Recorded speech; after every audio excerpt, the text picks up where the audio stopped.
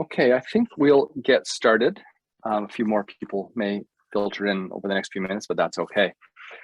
Good afternoon, everyone. I'm Chris McDonald. I'm a member of the Board of Directors at the Canadian Centre for Ethics and Corporate Policy, as well as Director of the Ted Rogers Leadership Centre at the university currently, but not for much longer, known as Ryerson, and I'm your host for the next hour. I'd like to begin with acknowledging the land that most of us are sitting on. This is a virtual event, so you may be in principle anywhere in the world, but for most of us, this will be true. Toronto is in the dish with one spoon territory, and the dish with one spoon is a treaty between the Anishinaabe, Mississaugas, the Haudenosaunee that bound them to share the territory and protect the land. Subsequent Indigenous nations and peoples, Europeans and all newcomers have been invited into this treaty in the spirit of peace, friendship, and respect.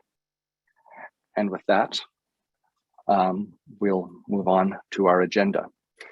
We are now, it's hard to believe, 2 full years into the COVID-19 pandemic.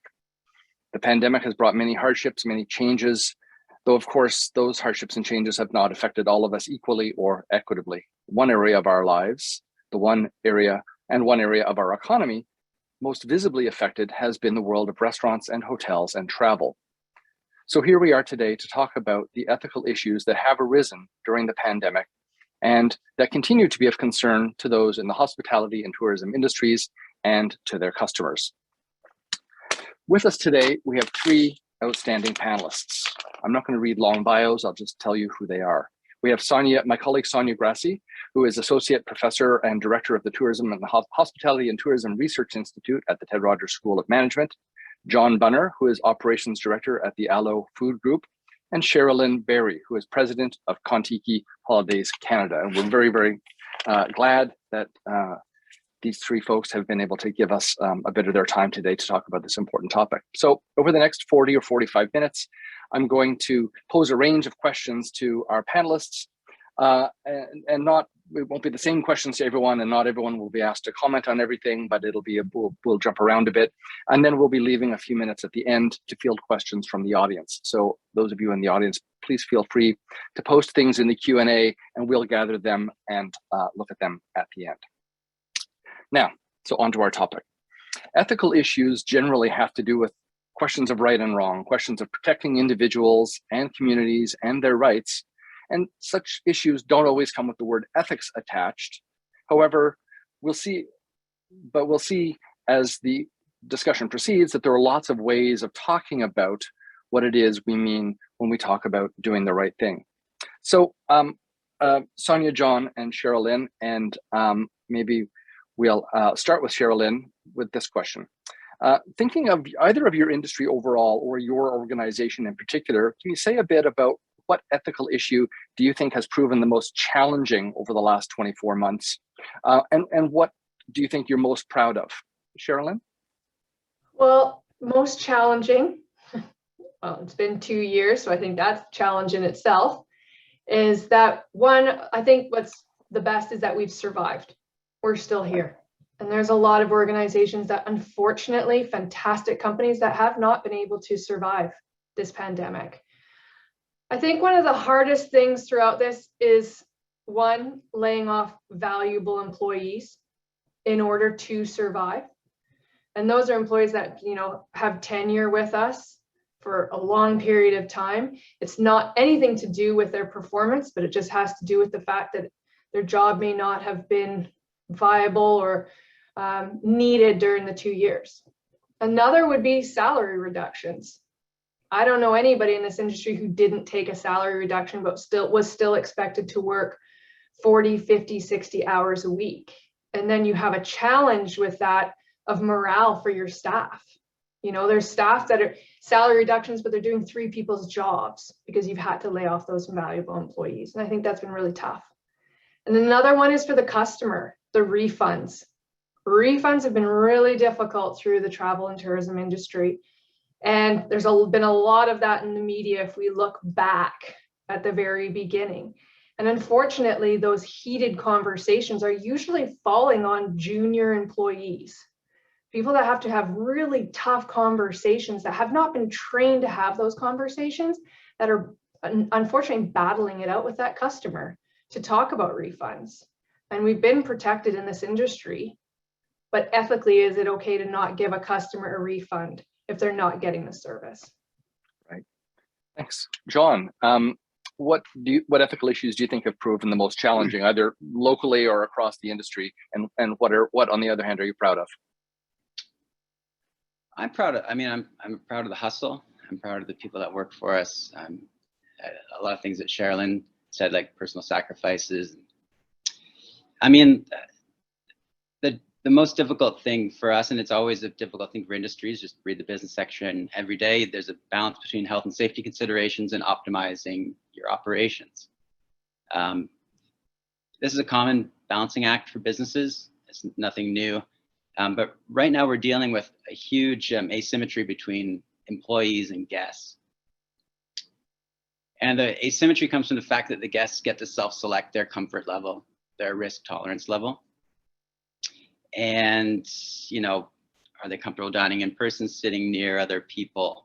On the other hand, employees didn't sign up to work for us during the pandemic. All of our employees, because it hasn't been a particular time where you're onboarding a lot of new people, have signed up beforehand. So they don't self-select, and our employees are by and large reflective of society at large. So some people are comfortable doing anything and some people are not comfortable, whether it's personal or how, you know, their living situation at home. And that really discourages us from optimizing our operations. So there isn't just there's two very important groups of stakeholders that we think about all the time: how we treat our people and how we treat our guests. And the two of those things we always think that, you know, do right by your employees, you do right by the guests. There's been a little bit of a bifurcation in that way of thinking, where we've been forced to sort of, it's a new balance that we've really had to look at. And it's not even, we're really comfortable with, and restaurants are comfortable with, you know, thinking long-term instead of short-term. But, you know, suppose you are cautious now and you risk losing maybe long-term staff members who need the money and aren't able to sit it out. Or you risk losing long-term guests. So it's not even, a lot of the sort of simple calculations you make, or straight what you gotten used to making, have just been much more complicated. And it's a very strange time where talking to other operators, I think the way you put the ethics, doing the right thing and doing it in the right way, that's a good way to put it, right? We're not analyzing it with different ethical frameworks, like, yeah. But I'm really proud of how we've talked about the issues, and I'm also proud of how many operators are struggling with the right answer. It's a very strange time where you have to ask yourself a lot of questions and you feel like you're failing a lot more than you usually do. But, you know, there's something noble in failing, honestly. Right. And of course, the long term can't always be taken for granted either. I had one local restaurant that during a tough period, I said, would you let me buy gift certificates so for the future? And she said, I can't in all good conscience do that because I don't know if I'll be here 6 months from now. And I thought that was a nice example of someone saying, you know, I want to survive, but I can't quite do that either. Yeah. Sonia, like me, you're a professor, so you're kind of a little bit removed from the industry, but engaged with it at the same time. What have you observed over the last couple of years that you think has posed real challenges for the industry, or that has impressed you, perhaps? I think it's for me, it's that the dilemma of, do you open up for tourism or not? And looking at, you know, the balance between economy and, you know, health issues towards the community. When we look at, you know, our colleagues, all of our colleagues, but we look at the tourism industry and the hospitality industry, we have been the hardest hit. This industry has been the hardest hit. Yet at the same time, you know, there have been a lot of restrictions on, you know, the movement of people, and a lot of criticism when we do open up. And so even when you look at destinations, international destinations, you know, some are opening, some are closed, some have closed down. You know, Australia was very strict in terms of how they were closed. They just said that they're opening up to Canadians. We look at what's happening in places like Fiji, where entire communities are now saying that they used to work in the tourism industry, and then through the pandemic decided, no, this isn't the life that we want, and basically saying no to it. And so I think that the biggest challenge has been trying to find this balance about when do you open, how is this affecting the community? Are you letting people in, and then, is that going to lead to further illness within the community that they potentially can't handle because they don't have the infrastructure? So I think a lot of questions are coming up, in the tourism industry. And I think that, as someone who's worked in sustainability for a long time, I think we need to talk about these questions, and I'm glad they're coming up. And so I would love to say that I am, I'm proud, let's say, if we talk about pride, but I'm happy that these questions are coming up. I don't know how that's going to play out. And I feel like, a lot of governments and industry are now trying to get back to what we were before, but I don't think we can get back to what we were before. Right. So that's my thought on that. Okay, thanks. And that helps with, that leads directly into what I wanted to throw back towards John and Sherilyn. The pandemic has put the hospitality and tourism industry in a very particular kind of bind. On the one hand, you want to attract customers and to keep attracting customers, and you want them to show up, but you also want them to be safe, you want them to stay healthy, and to keep showing up, for meal after meal or vacation after vacation. So how well do you think the industry has done with that sort of short-term versus long-term dilemma? Or if you don't want to talk about the industry as a whole, how has your organization thought about that? John, do you want to go first on this one, and then Sherilyn? As far as the customers in our spaces go, again, that there's the people who want to go out are often people who are more risk tolerant than other people. Yeah. But I mean, I think the industry has done great. When I walk around town, I see everybody following the rules, and I see everybody taking the appropriate steps, and I see an agility. And honestly, I think to some degree we do have a lot of young people who are, earning the minimum wage, say, but this is, and you were asking them to sort of be, sometimes we joke, like, here comes the police officer routine. A bartender is very used to taking ID. A server is very used to cutting somebody off who's has had too much to drink. Manager is very used to encouraging someone who's been in the restaurant for 4 hours that they need to leave because there's another reservation coming. This is already in our skill set, and I don't think it's been as big of an issue as it's been suggested as being. Okay, thanks. Sherilyn? For us, having the customers come back, or the ones that do want to travel, we've obviously everything got shut down last March. I mean, not last March, March 2020. Feels like last March. But everything was shut down for quite some time. And then things opened up in the summer, and some countries opened and some did not. We had travelers from around the world that could get out of their country that were very happy to get moving and to go and visit other places and be compliant with the rules and regulations of that country. And then we had other clients that, we offered them future travel credits, and they're just like, no, I'll sit and I'm going to wait. And they're still waiting, and they still don't want to be bothered. And that's fine. We respect that. But we are starting to see that influx of people starting to get out there. And for the most part, everybody has been compliant and abiding by rules in the places that they plan to travel to. And I think that shows a lot about humanity, and it's making it easier for the travel and tourism industry to open up and be able to facilitate the travelers once again. We'll see what it's like when the floodgates really do open this summer. Yeah. And see what it's like, but it's going to get back to the way that it was before. I'm a true believer of that. I think you have to be able to survive in this industry. Right.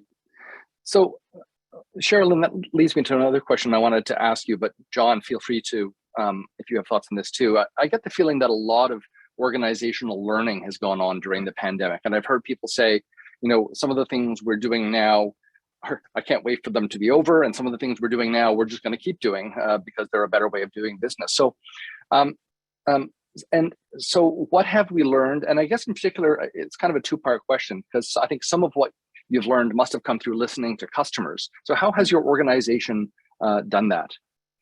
Oh boy. So you can talk about the changes or talk about the, how you go about approaching listening to your customers.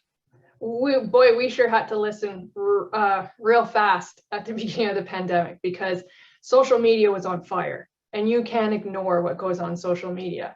So we really did listen to our customers, not just at the moment, but we looked back at what our customers were saying, a year or two even before that.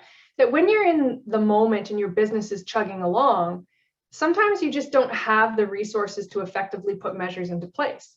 Well, now that everything was at a standstill, we were able to look back, hear what our customers wanted, and start implementing those things.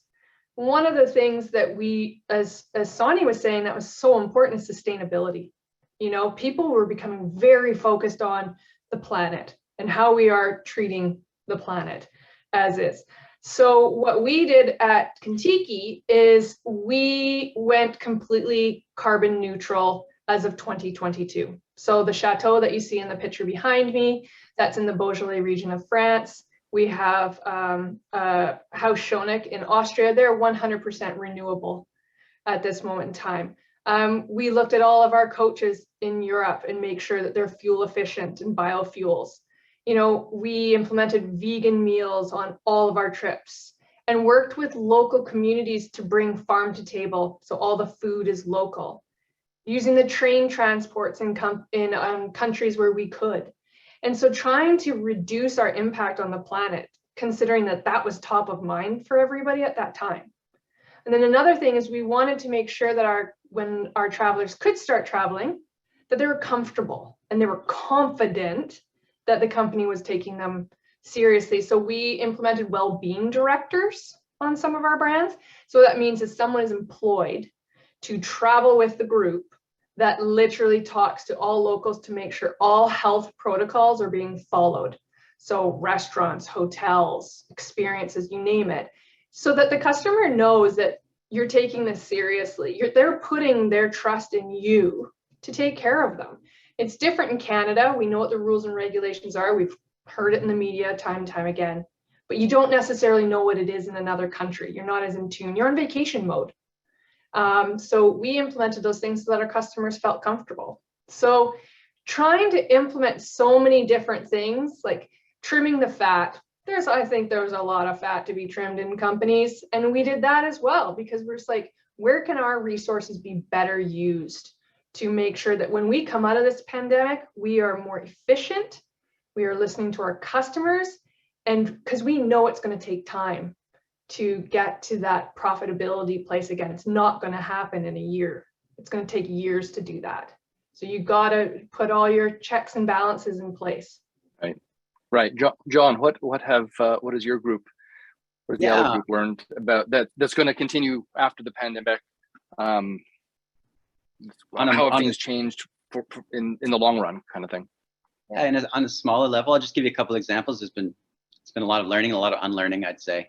Well, we always knew that time's our most valuable resource, but I don't think we always acted that way.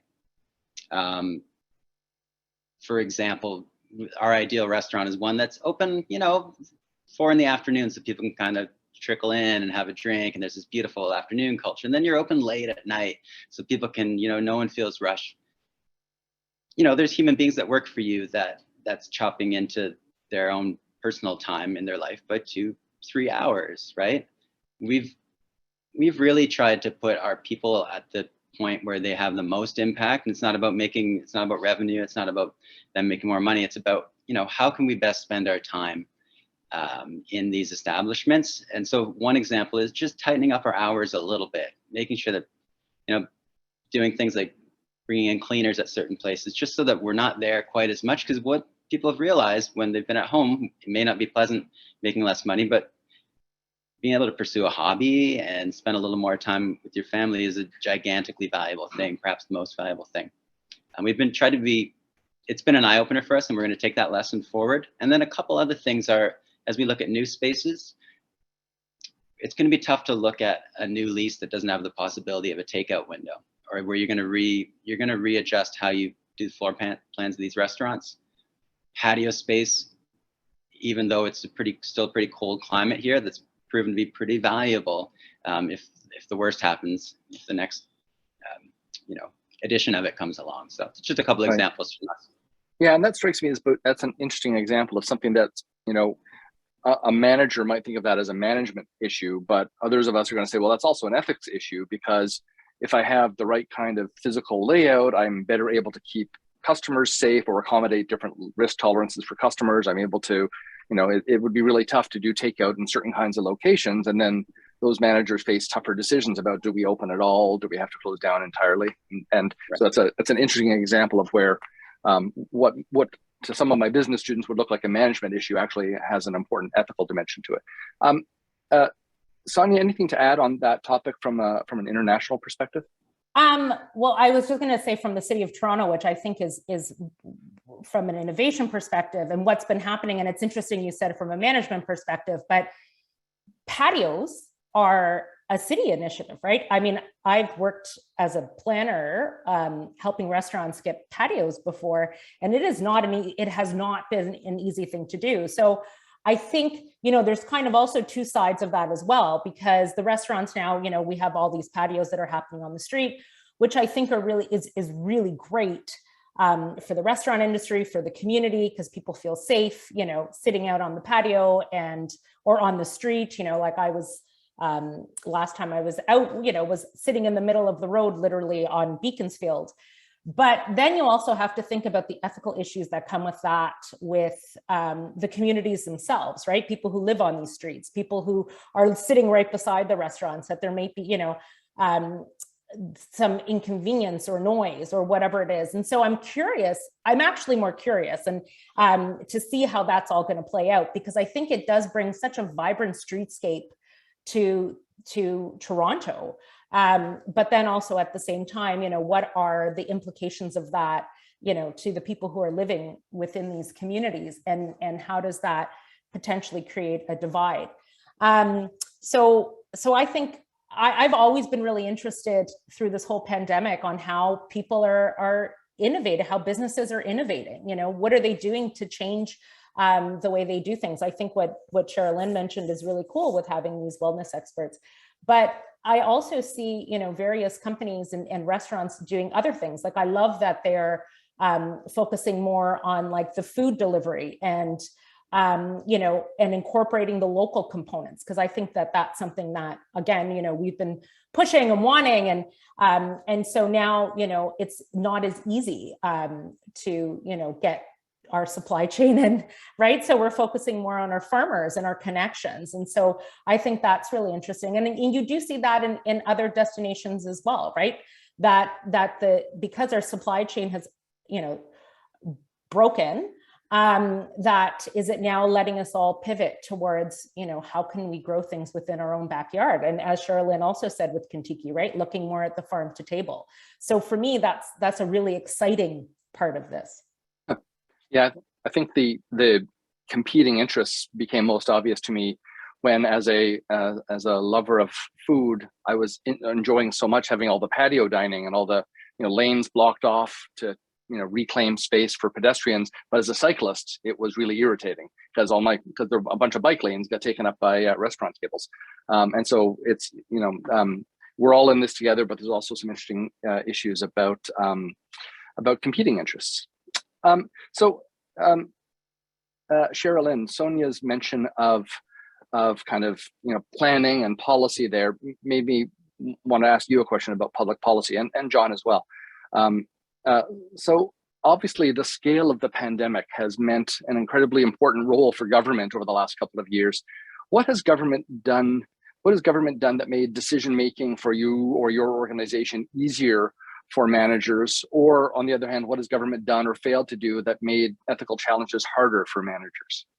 And you don't have to name names, but just in general, what have you wished they would do? What have you wished they wouldn't do? You want me to go first? Sure, please. Okay. What have they done that's made it easier? Well, this will be a quick answer. I've got more that's made it more challenging. Made it easier is mandates. You know, mandating masks, mandating limited capacity. It's been easier to enforce that with our customers because, well, it's the policy. So you don't really have a lot of back and forth on that. I think the things that have been hardest as an operator is for us, because we're international travel, is the closing of borders without notice. So if you have customers that are planning to go away and that border closes tomorrow and nobody told you, now you've got passengers that are in an uproar. You know, their bags are packed and they're ready to go. And now you have to deal with that passenger. Not just that passenger, you have to deal with every touch point that trip was going to operate on: hotels, restaurants, experiences, the staff and employees that are a part of that whole entire movement of that trip. Another thing is how the government statements of do not travel. Yes, it's highly recommended, but the do not travel has been extremely hard for us. You know, last summer, the do not travel was still out, but people were freely moving about this world. Canadians were traveling to Europe. We had quite a bit of customers, but you know, it was the young ones that were really taking advantage of that, and the people that were a lot more comfortable. And a lot of people wanted to, but they're like, oh, the government's telling me not to. And that was really hard. And they were asking us for advice. And it's like, what do I say to my customer? You should not. You don't want to be liable for that. And just timelines. Like all of a sudden, we're lifting and everyone can move about freely now. To get all your ducks in a row, to make sure your hotels, your restaurants, the food chain, you know, everyone's up and operating with 24 hours notice was extremely difficult. So like, I think if it was, and I understand how challenging this must be for the government, but if there was a timeline, because everyone just can't switch on, you know, tomorrow and have everything running as if it were, you know, beforehand. So that's what's made it really difficult. Right. Okay. Thanks, John. How about in your industry? I just want to second what Sherilyn said about mandates. That just makes it so much easier than leaving it up to the operators to decide. And I know some operators who've went, you know, much further and beyond what the government mandates are, but that's been difficult on them too. I'm thankful for the clarity we've got, as much as we've had. Haven't had as much as we might like, but I think the biggest thing that's helped us, the first time in March 2020, that was pretty unprecedented. And we scaled down to about 10% of our staff across all of our locations, not knowing, you know, that there'd be rent support down the line, not knowing that there'd be wage subsidies down the line, just having no idea what was coming next. And now we've done it many times. We can go in confidence now, knowing that we don't have to lay off all of our staff. We can be a little bit more patient. I mean, obviously, there's an hourly versus salary thing there. About half of our staff members are salaried. But take Omicron as an example. It would have been nice to have a little bit more direction in December, but then again, it's nice to you know, get a clear answer when the government knows the clear answer. We closed our dining rooms 2 weeks before we were mandated to. We closed them 2 days before the government announced support at 50% level. But we were able to make that decision and that calculation, knowing that if things went the way it looked like we all knew they were going to go, that the government was going to step in. So it's not unlike, it's a social safety net. It's not unlike somebody who loses their job and they can trust that they're going to have a couple bucks to get them through until the next job.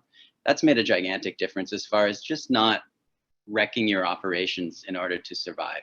You can be a lot bolder. You can retain. So for example, it's made it a lot easier. Now that we do it, we have, you know, we'll invest in education for certain people, or we'll give them alternate duties and things like that, instead of just completely cutting off employment. That's made a massive difference for us. And it's actually let us kind of be much more kind of future oriented and take on new projects, whereas we weren't able to do that before. Okay, that's great. So a related question about government, and I'll start with John. I mean, others, if you have something you want to add, it's fine, but I'll start with John. You know, people like me haven't, to some extent, gauged what phase of the pandemic we're in by whether the restaurants are open or closed, right? If the restaurants are closed, things must be bad. If the restaurants are open, things must be okay. So the restaurant industry has kind of played an important symbolic role during all of this. So whether restaurants are open, operating at half capacity, takeout only, closed entirely to indoor dining, that's been one of the ways that government, I guess, has signaled to the public just what phase of the pandemic we're in at any given time. Has that been an awkward role for the industry to play, or is that a role you see the industry having been asked or told to play, kind of? Yeah, we haven't intentionally or unintentionally. We haven't been explicitly asked to play that role, and I think that's where fellow operators have complained. You know, show us the evidence. We don't see any facts that, you know, there's spread in restaurants. The restaurants are an occasion, and they're a symbol of the good times. And if the government says, you know, we don't want you to invite your 4 closest couple friends over for dinner because there's no safety protocols in place, it's still really hard for people to say, I'm not going to invite the neighbors over, but we can all go to the restaurant where there's rules in place. It's just, for as far as coordinated action goes, I think restaurants play a really symbolic role. It would have been nice for that to be explicitly acknowledged. I haven't heard that, but we're also an occasion for good times. People get together at homes and have a drink before they go out together. Maybe they go and get their hair cut, or they go and buy a new outfit. There's a lot of things that the hospitality industry represents, or occasions. So we've talked about this a ton since probably over the last year. And I think we've come to a position where we're happy to play that role, the symbolic role. We, meaning our company, and I'm not going to speak for any other operators, or we're at least satisfied that that's our role. What we would like to see is investment in the future. So once the good times come back, in recognition of the symbolic role that restaurants play, just to take one example, many a country will invest in, say, bringing the Michelin Guide, because if the Michelin Guide comes and gives out stars, there's a bigger food tourism industry, and you get your tourism is known on an international level. Things like, that's just one example. I'm not recommending it, but that kind of thing, a sort of investment in the good times would go a long ways, I think, to, you know, repaying isn't quite the right word, but sort of acknowledging the importance of these cultural symbols, because we've really felt how important, how people feel really great when they come in. They're like, yes, I can go back to a restaurant again. So we're happy to play that role. We didn't realize we were playing that role, and now we did. Okay, thanks. I'm going to dip into, I said we were going to leave Q&A for the end, but there's a couple of questions in there now, and we're going to get to both of them, but I thought I would dip into, I'm going to ask them in reverse order, but I'm going to start with one from Rachel. Rachel says, I'd like to discuss the ethical issues of the significantly increased use of single-use and disposables. Food delivery may be safer, but the huge use of SUPs is mind-boggling. Sonia, you work a lot on sustainability issues. Do you want to say something about that one? And then John, probably you're the obvious next person to go to on that. It's a restaurant-oriented issue. Sonia? Well, yeah, I think this is really the massive pressing issue with all of this, with the pandemic. And when we look at PPE and we look at our use of single-use plastics, and the fact that, you know, everyone in one day might use a number of masks and they throw them everywhere. Like, when we talk about this as well, I mean, I think businesses have a role to play, but we also have to look at the government role in this as well. And where has the guidance been towards businesses, and where has the guidance been towards people about, you know, what we do with this PPE and what we do, you know, and how long are we going to move towards this concept of, or use single-use plastics? We're supposed to have a federal regulation on single-use plastics. So where has that come into place?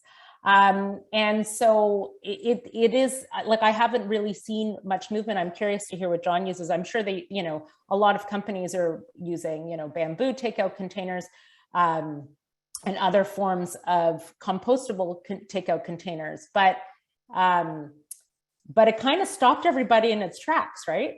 Because we were doing well when it comes to, we were thinking about what are we going to do to stop the single-use plastic, and then all of a sudden it was like, oh, now you got it, you know, you can't use your cup anymore in the Starbucks, or, you know, nothing reusable ever again. Nope, can't even touch the reusable, like that's come back at least, but you know, in the beginning we couldn't even bring our reusable grocery bags anymore. So I think that that's been a massive issue that we've had not very much guidance around. Yeah, I completely agree. Don, go ahead. At first it was just a battle of, can you get anything to put into, right?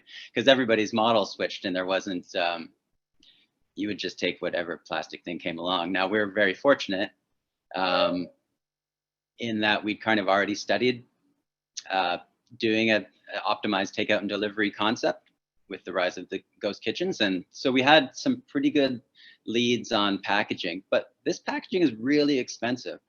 And it's easier for us to embed it in the cost of our items because they're just frankly more expensive. It's a differentiated offering on the higher end.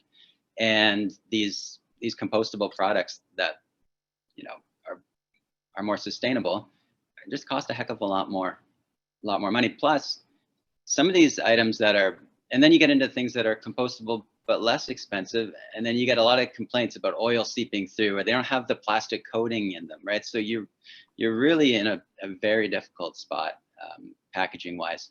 Now it's very hard to get your hands on, like, lead times of anything from overseas. It takes us forever to get custom branded packaging from China, for example.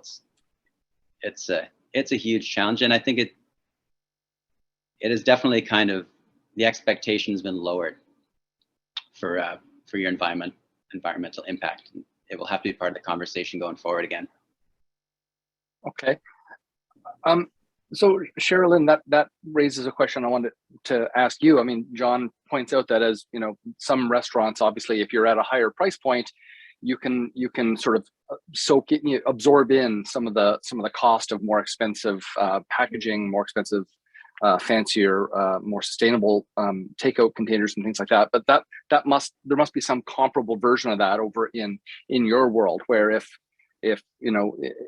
I'm paying many thousands of dollars for an expensive vacation, well, then you can probably build in extra protocols and testing and all kinds of stuff to make me feel safe, less density, things like that. On the other hand, if you're running a bare bones kind of tour operation, then you're not going to be able to do that. How have you seen that play out?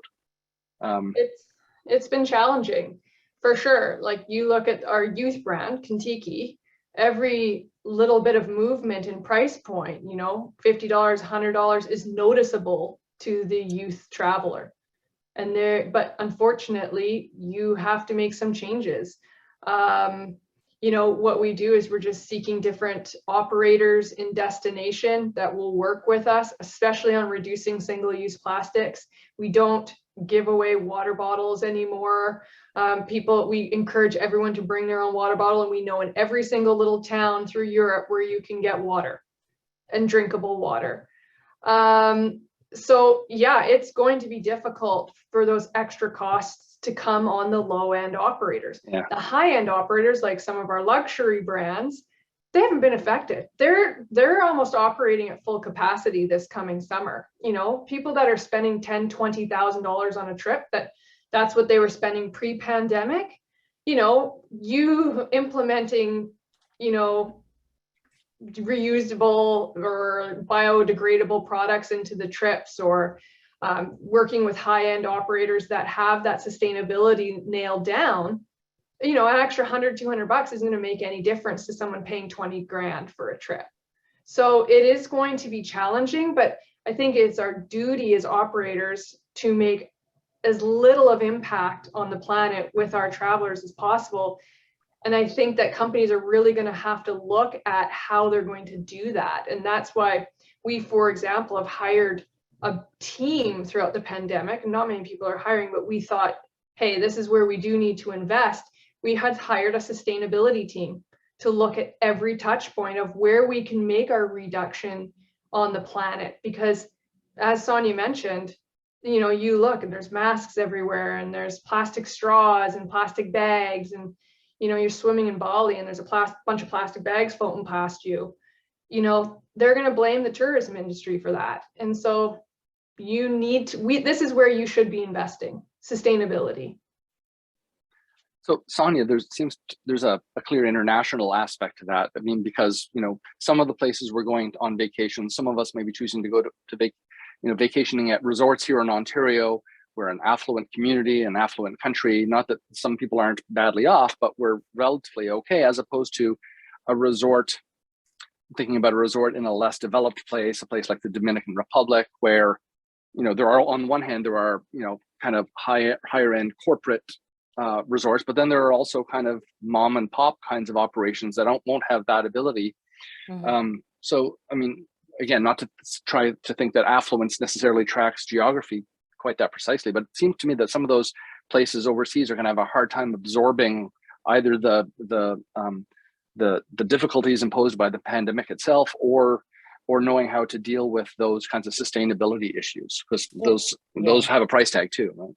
And that's not anything different from the COVID crisis, right? Like that's generally been the issue. You know, I've worked in many destinations where, you know, island destinations where they have a giant pit of garbage in the middle, and, you know, and we always see things like that, right? Like there's sewage outfall going into the ocean in many of these developing countries. This is not anything new.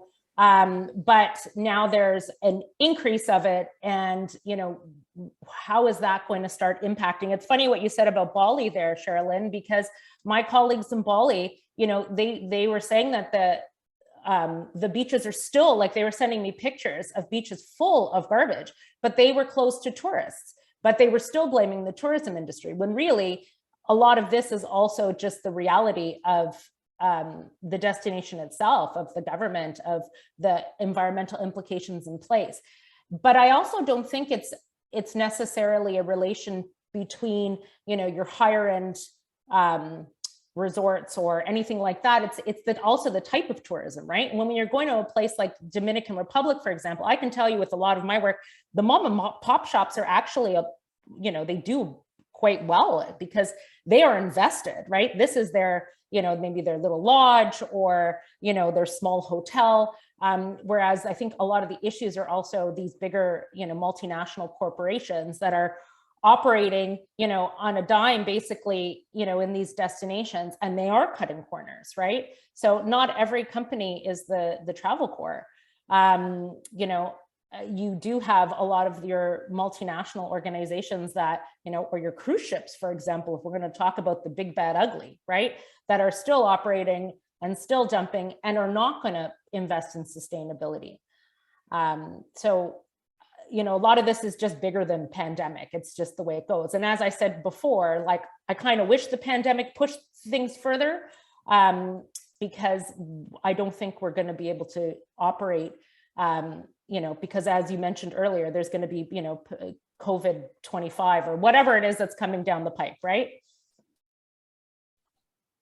Sherilyn, does that raise any, do you want to respond to that, or is that? Yeah, I was just saying no to 2025 pandemic. I think Sonia made a good point. A lot of, with us in destinations all over the world, we're seeking out businesses that will work with us to make sure that they are being sustainable. The mom and pop shops or small restaurants, small hotels are much more compliant and willing to work with you to reduce the single-use plastics than the big organizations, because the big organizations don't need your group necessarily need your travelers, where the little guys do. And so they're fantastic, and those are the ones that we'll work with. And I think we have to start pushing more to be like, listen, we need to work together here to reduce. And so I think hopefully there will be that change coming around the corner. Okay, thanks. I'm going to go to another question from the Q&A, this one from Sare, and it's addressed specifically to John. And the question is this. Sare says, I appreciated your comments about the ethical challenge of balancing the needs of stakeholders who have conflicting interests, i.e. your employees and your guests, and about accepting failure so long as you are, as you say, failing honestly. Can you talk a bit more about the ethical features of your discussions and deliberations regarding conflicting stakeholder interests? And do you believe the province's policies offloaded too much responsibility on individual managers and business owners to formulate and contemplate the relevant ethical questions? And you can feel free to pick and choose there, John, because there's a lot. Sorry, I was giving you a lot to chew on. So, Sherilyn and Sonia, if you want to say anything after John has a chance, feel free. Maybe let me know. Go ahead, John. So discussions and deliberations. How much discussion did we do, and how much deliberation were we able to do? It's been challenging to be process oriented. A lot of these things have come up required sort of ad hoc responses, on the fly responses, and that's been very difficult for, especially on the employee side, bringing non-managers into the discussion in a timely fashion and getting their feedback. That's been a huge challenge. The other challenge is I've felt in my own self that decision fatigue leads to communication fatigue. And so as the pandemic has moved on and we've gotten more comfortable and less sort of, feeling like we're fighting for survival.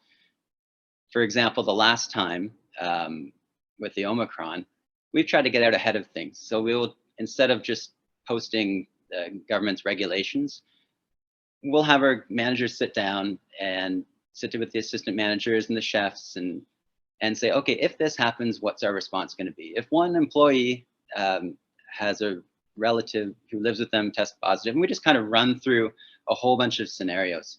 I mentioned this because it brings it back to the question about whether the province has offloaded too much responsibility on us. I would say there's a lot of guidance out there, and between 3 levels of government, it's almost too much to, it's like a textbook you kind of want to have on the shelf. But what we've done, and I hope as we reopen again, I hope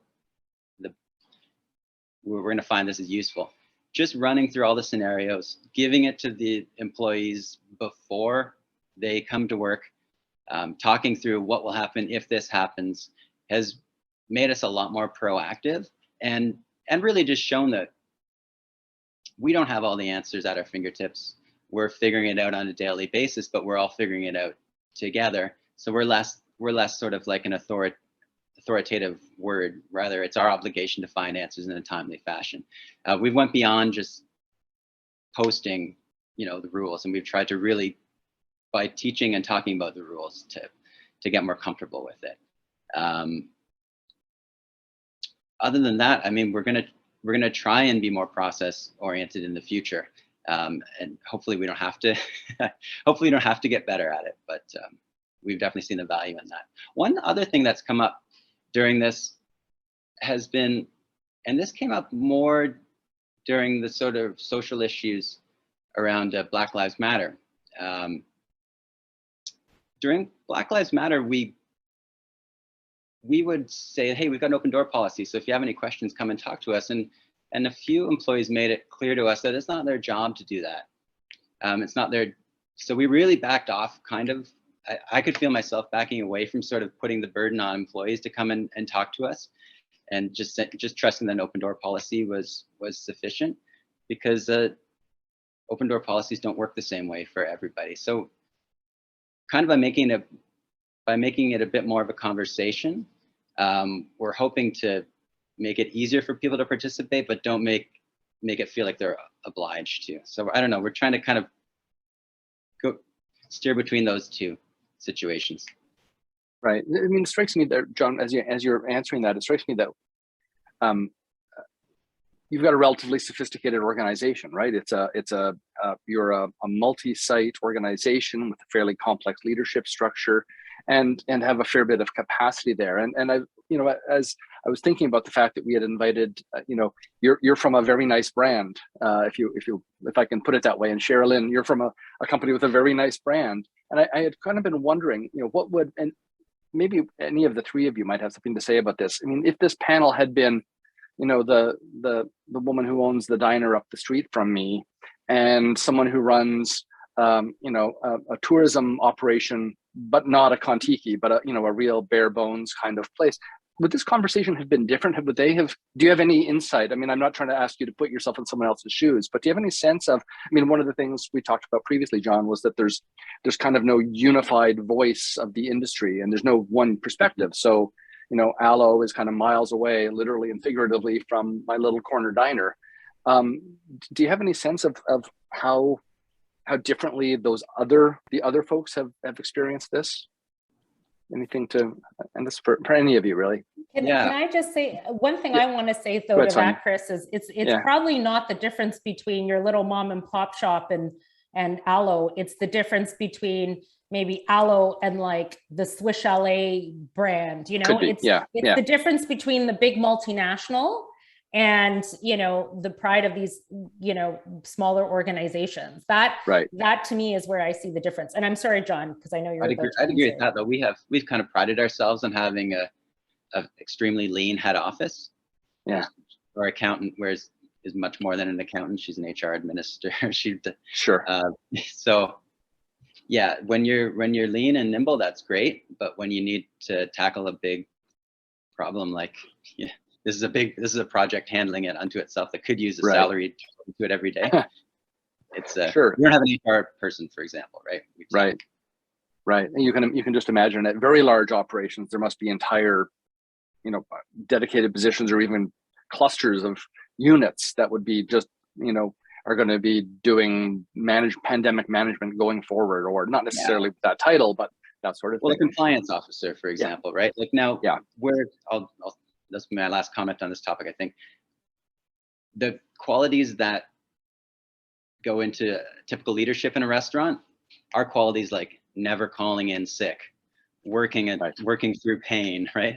These are not necessarily the qualities that inform a great decision maker during a pandemic. Like, in fact, you need somebody to pump the brakes on your nature. So yeah. So I just noticed we have one last question from the Q&A, and then I may have one wrap-up question if we have time. Jasmine asks, what are some of the ethical challenges in attracting and retaining talent for tourism employers, especially during recovery from COVID? I think, Sherilyn, that's mostly going to be for you, but John, you might have some thoughts too. Well, this is a weekly conversation that we're having between all the management, HR, and it's staff retention. The staff that you have currently to not leave you and leave the tourism industry, and then how do we attract new talent? A lot of people are looking at the travel and tourism industry as not stable. So is that where they want to dip their toe and jump in to a career here? And we're looking at everything from like salaries that the travel and tourism industry pays, how are they competitive with other industries out there, and most would say that they're probably not. But it's an incredible industry to work in. It is going to be, we believe it's going to be challenging to attract new talent out there right now. And we are evaluating everything before we actually start hiring once again. But it is definitely an employee's market.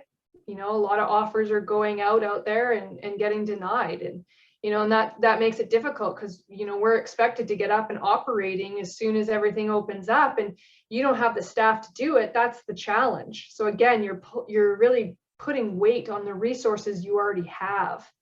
And, and unfortunately you don't want them to leave. So we don't have all the answers just yet, but do know that we are looking into it. And I think, again, the tourism industry is going to be a place that people want to work. It's going to take time. But it will be a place that will attract talent. But as of this moment, the challenges are there. Okay, thanks. We only have a couple of minutes left. I have one last question, and I'm just hoping each of you can give me a sentence or something close to it. So imagine, and I know this is a question none of you really like because it's about a bad possibility in the future, more COVID. So imagine we get a COVID period free for a couple of years, 2 years, and then let's call it COVID 24 shows up.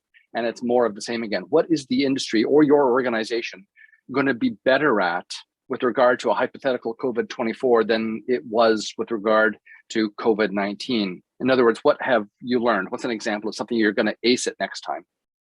And I'm going to ask you too, Sonia, because you've got that kind of bird's eye view. What do you think the industry is going to do better?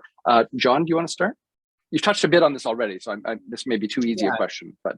Well, no, I think trust is we've got more trust coming out of this than we did going into it. And by that, I mean, we trust that the dining public is going to support us in a kind of, not just us, but the restaurant industry writ large, by continuing to buy food from us in a takeout fashion. And we trust that the government is going to recognize the hardships, and I just think we're going to be a lot more confident and not, not in life or death survival mode as much. We'll be able to make considered action, Okay, thanks. Sherilyn, you're next. One sentence or two. We've pivoted once, we can pivot again. We survived this, we'll survive the next one. Okay, very nice. And Professor Sonia, what's your perspective? So what I'm really excited about is that perhaps everyone, all the tourism industry, the hospitality industry, as John pointed out, are going to start looking at risk, right? We've been asking the tourism industry to look at risk in terms of climate change for decades. So now risk will actually be incorporated, right? You will have a plan moving forward because you know that this is going to happen again in some capacity. Right. We know it's going to happen. We're going to be better prepared for it, and we're going to start those conversations earlier. Very nice. Okay, that's a nice note to end on. We have a strict rule about ending on or just before the hour. So I just want to take this opportunity. If everybody were in the room here with me, we'd give you a big round of applause. But instead, I'll just say on behalf of the audience, on behalf of the Canadian Centre for Ethics and Corporate Policy, and on behalf of the Ted Rogers School of Management, thank you, Sherilyn, John, and Sonia, for a really interesting and engaging conversation. Thanks very much. Thank you. Thank you to the audience and to the excellent questions as well.